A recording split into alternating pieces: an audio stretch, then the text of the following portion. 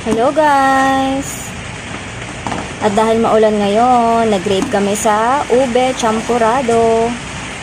Ayan, nagpaluto ako kay mother. Sarap nito guys.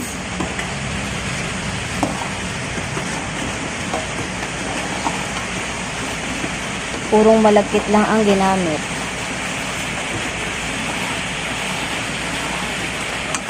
Dami pala nun.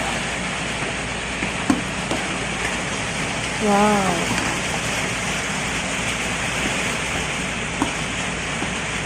Sarap. Tamang-tama sa maulan na panahon.